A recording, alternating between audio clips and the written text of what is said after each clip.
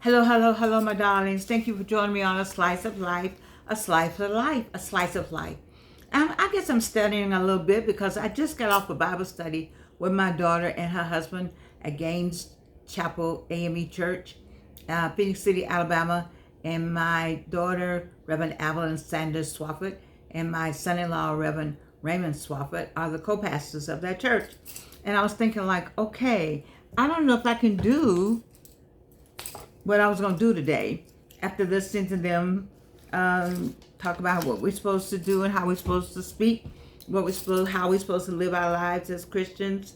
And I don't know where I'm gonna fall. What did they say? Everyone makes mistakes and falls short of the glory of God. So when you purposely have a subject that may not fit into the church doctrine, then that's not making a mistake. That's just, I guess, I'm gonna go and make this a sinning kind of program today. I don't know, but I saw something on Tamron today, and I was really interested in it. And if you was watching this, A Slice of Life, then we're super aged. We get older without getting old. We stay on the young side of it, whatever it is. Many of you know, if you've been watching, that I'm 81. Yes, I am. I look so good. And that I've had cancer 3 times, so I deal with the teeth and not the hair and whatnot. But I don't let that stop me. None of that stops me. But I want to talk about something that may not be Christian. I want to talk about what Tamron spoke about today. She had Nico Annan on her show today, Niccoannan, and he is the executive producer of a offshoot from P Valley. He's doing a P Valley documentary, and so I was interested in what, because I follow P Valley. Now let's talk about the P Valley is down in the South. P Valley documentary. The Uncle Clifford character is Nico Annan, and now he's doing a documentary of the kind of people you find that are in P Valley. I'm still interested in that show. So let me tell you how I first found out about it, the second thing that happened with me, and then where I am now. So many of you know, if you read anything about my bio, I've been dabbling in movies off and on, here, there, and yon. Had some lead parts in film that didn't make it anywhere, but I guess with us on the floor somewhere. But anyway, that's been something I've loved for a long time. Entertainment, singing, all of that was what I heard in the 4th grade. I didn't listen to my heart, didn't follow my heart, did something else, but I dabbled on the side with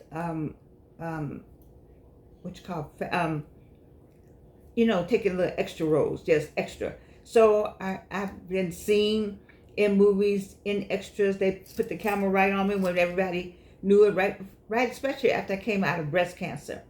A lot of people knew me, and a lot of I had done a number of movies, and so I thought I was on my way. Anyway, so let me just get to where I'm going with this P Valley. So I'm signed up with Hilton Casting, and Hilton Casting sent a communication, and the communication said, would you like to, we're looking for a jazz singer for, they're doing filming in Atlanta, for something called P Valley. And I was like, a jazz singer? Oh, I think I'm going to send my picture in. Well, they liked it. Just picture.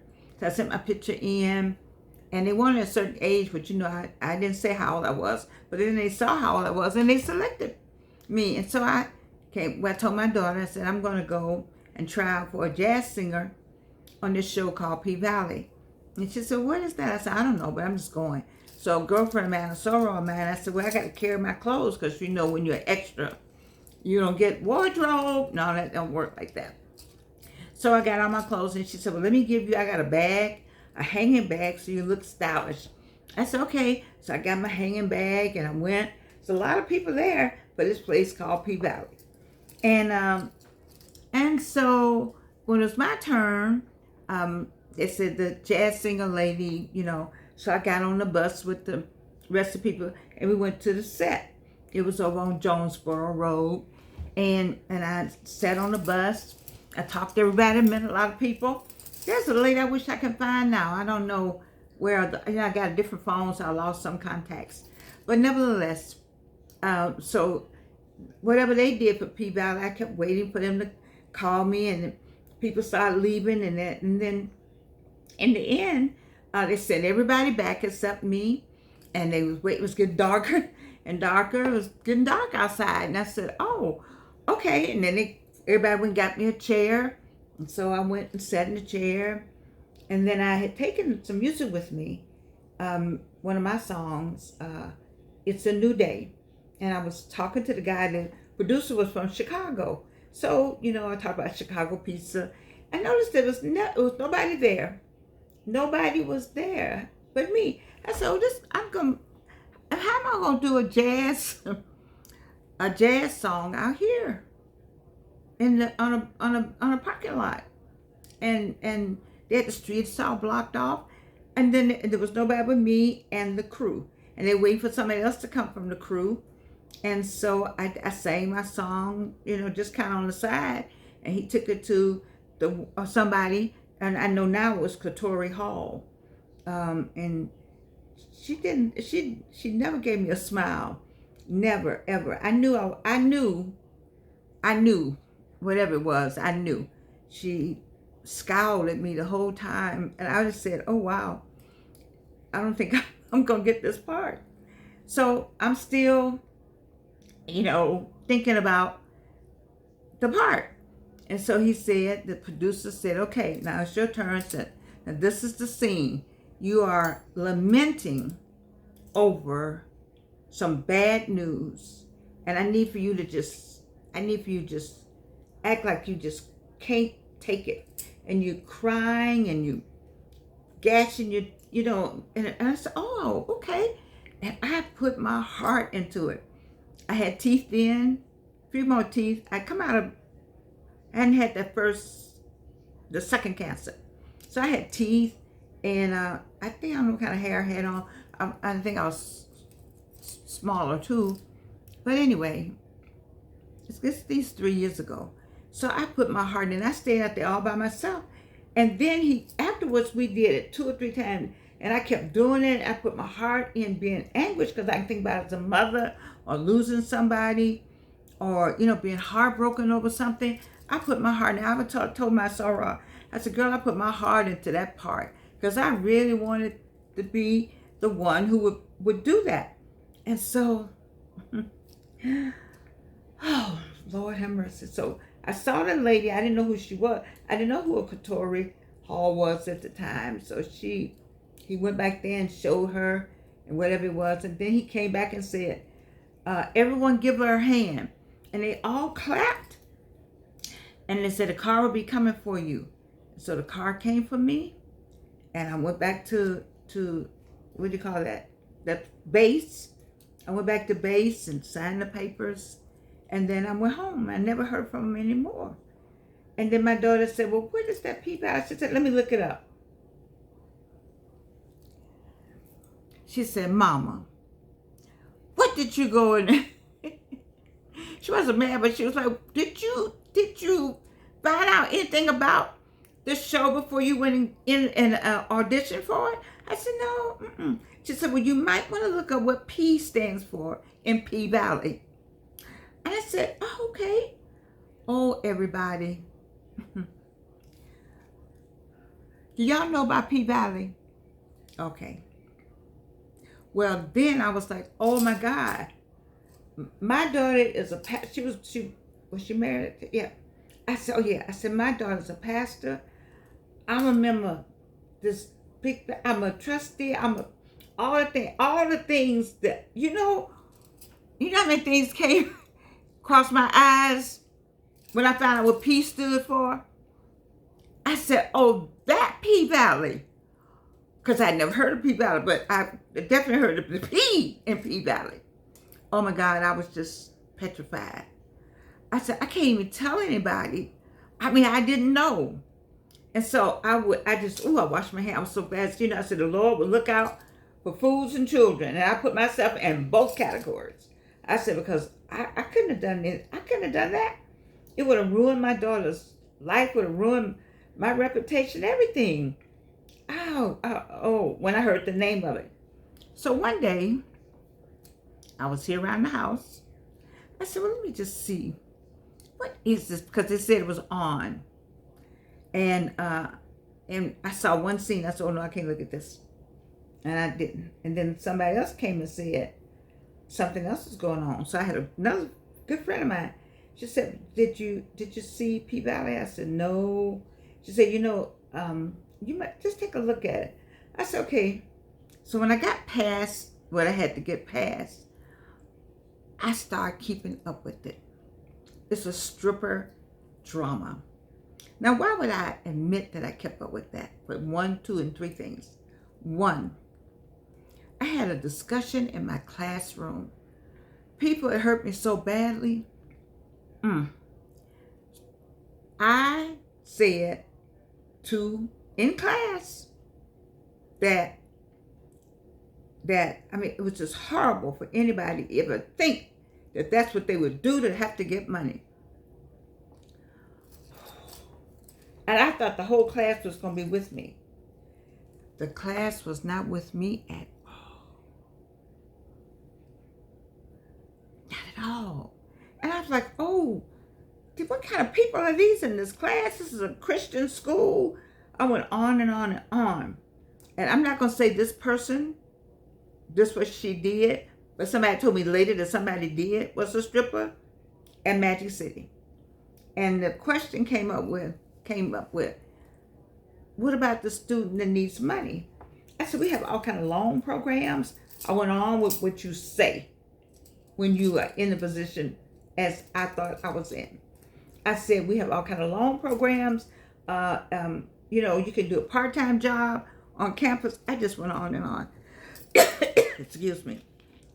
Oh, now see, I get choking when I ain't supposed to tell the story, but I'm going to tell it. And I said, and then one of them said, well, if I do this, I only have to do it at night. I get more money. She didn't say it that way, but she was giving me all the reasons. And I have more time to study. And everybody clapped. They liked that idea. And I said, but you are, just how nobody touches me. Nobody, she didn't say me, but she said nobody touches them. They knew a whole lot. And they said, have you ever been to a strip club? I'm like, no, I ain't been to no strip club. Well, you need to go to one. I said, no, I don't. I'm telling you, it was a fight in the class. And then I had to think about it a minute. I just thought about it just a minute. I said, still not a thing to do. But you never know what you're going to do or how you come to that when you don't have the money. I thought about my single parent days. After Evelyn's father and I divorced and my second really failed marriage and living from paycheck to paycheck with an advanced degree, trying to raise my daughter at a level that she should have without asking for help, without, asking people to help me. Sometimes I would, and sometimes people volunteer. Of course, my family was always there, but I hate to bother them so much. And then I had, just all of that. I thought about one day, I said I got to do something. And I went and cleaned up some people's houses. I did. And I thought about how hard it was for me to get that master's degree. And what all I had gone through to get myself through Spelman. Well, I didn't have to go through anything. I'm not going to tell that lie. But anyway, just being a student and being in the student movement and all of that. And I needed some money. I didn't want to ask anybody. And so I just went and cleaned up some houses. And I got the money I needed. And I thought about it. I said, so if I did that, maybe this is what they do. Maybe this is what they do. I don't know. But I started watching the show, and I saw the dynamics of so many broken hearts and promises. And I know it was a television show, but I think that's why they're doing this. The reason why they're going to do a documentary, finding the same people in the show, because they're trying to say, listen, this is real life. If you don't think it's real life, we got some people out here. We from the South. I don't know that this must be the deep South, because I don't know this story in Atlanta. I've been here at least 60 years, and I don't know this P-Valley story in Atlanta. Most of the people that I know in Atlanta don't fit into that P-Valley story. But maybe they do, and I don't know. Maybe I'm naive, and I don't know. Or maybe I lived at a different kind of group of people, and I don't know. But I do know that they're doing a documentary. I thought, wow, I want to see the documentary, because there are real people that are suffering like this. There's real people that did these things in this show. So then I talked to myself, because that's part one. Part two, yeah. One day I was out off of Lee Street at the gas station. You all know the gas station I'm in Atlanta, right there at the railroad track. They cleaned it up since we've had the belt line, but back in the day, it's kind of seedy around there, a little bit. But when you're from Atlanta, been in Atlanta, it was right on the backside of Pittsburgh. My in-laws, my daughter walked around with I didn't have no problem going. I don't have a problem going anywhere. So I rolled up in there to get me some gas, and this woman came in to get some gas, and she had a little kid, and she was counting out the money to get the gas. And a dude over here said, "Hey, whatever her name is in the strip club." And she said, "Don't be calling me that." And he said, "Oh no, I called you that last night," or something like that. Oh my God, I felt so badly for her as a woman. At first, it made me cry right then. I wish I had whatever I need to have to give her, to say, you don't have to go back in there. But I was counting money myself, you see. And for him to disgrace her. And then I said, does that come with it? And then she had the little boy with her. And she might not have wanted, who knew if the little boy knew? Mama went to work. They stopped in to get some gas. You see? I don't know. Sometimes I wish, when I was always at Clark Atlanta on campus, I loved the social work department. I guess I wanted to be a social worker. I wanted to be a clinical psychologist. But I went on to the French major because I love Madame Ack. But my clinical psychologist thoughts come forward. And the clinical psychologists, I feel, line up somewhere with the social workers. But I think I would like to have a social worker watch the show. Or go with me. This is where I wanted to go one day. Oh, I know what happened. I had to pick up, a friend of mine needed a ride. And he said, I work in the building on the street. And he said, you know what the street is? It's across the street from Magic City. I said, oh, Lord have mercy. He said, park right there. I'll be out. So I'm parked right here. And I'm looking at the young women going in. Beautiful, with their book bags. I wanted to get out. I was supposed to be getting him. But I wanted to go over there. I wanted a social worker with me, so we could find out, why are you in here?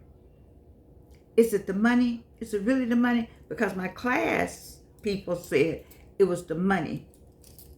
And then, do I have a right to point the finger at anybody? No, I do not have that right. I don't have that right to point my finger at anybody. I just got to try to say, what can I do to say that you don't have to do that? You see? So is it money or is it self-esteem issues? Because so far, I'm I had some money issues and some self-esteem issues. You see, so I got all that. And so I don't know. Then I asked myself, what did I write? Is there a survey? Can we give them a survey and ask why, and then figure out how to point them in another direction? But then there'll always be somebody there, because the strip club industry is big in Atlanta. They have strip club at lunch. I was going along one day up by Georgia Tech. That one, this is what I don't understand. The one at Georgia Tech, in the middle of the students, been Cheetah. I think they don't call it Cheetah now. It's been there forever. Nobody has complained about Georgia Tech growing. Now Georgia Tech has grown right up to the Cheetah's door. And nobody says a word, because they call that now. It's still a strip club, because it says a good place to have lunch. And I know some people who've gone in there for lunch. And I know some women who've gone for lunch. And they say, oh, food is good. It's the person. Anyway, I had a friend named Anita K. Johnson. I love her dearly. She's a sweet person. She helped me through a lot, especially when I was at the Atlanta Municipal Court. I liked her style. She taught me a lot about how to handle the patrons who came to me. But anyway, she said people don't have any stopping sense. So I don't know if people have stopping sense that go to the club, or people who have stopping sense that work in the club. Let me talk about people who go to the club.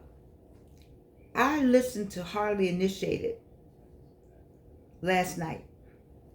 And do you know they had Coach Crow, I gotta get his name. He was a coach. He's a relationship coach. People like him. Anyway, he talked about men go to the strip club, don't always go.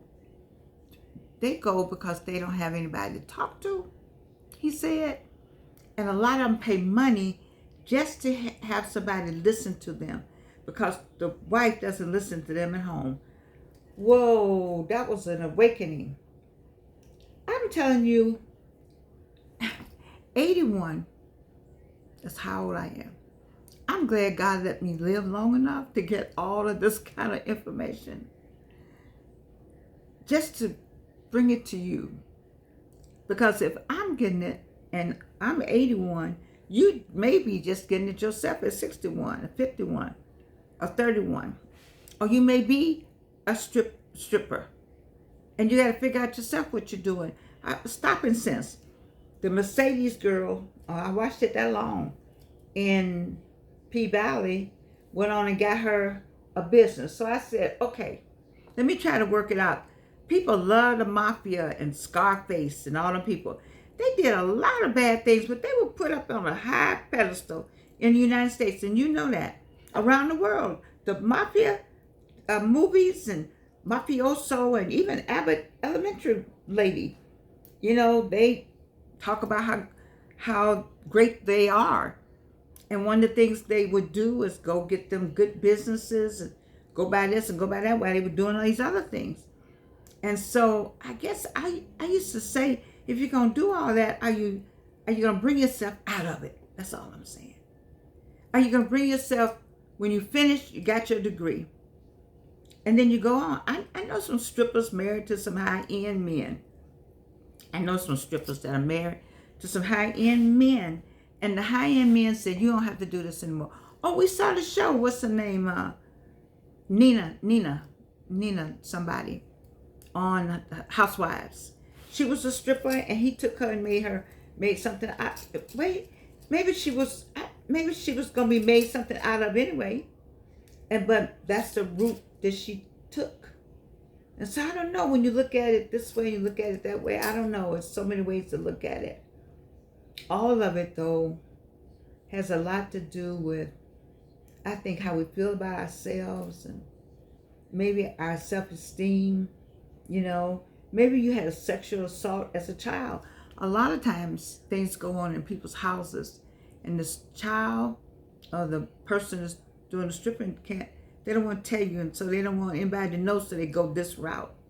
You know, they always have a lot of drugs associated, and in the same show, P Valley, one of the stories that I followed was domestic violence.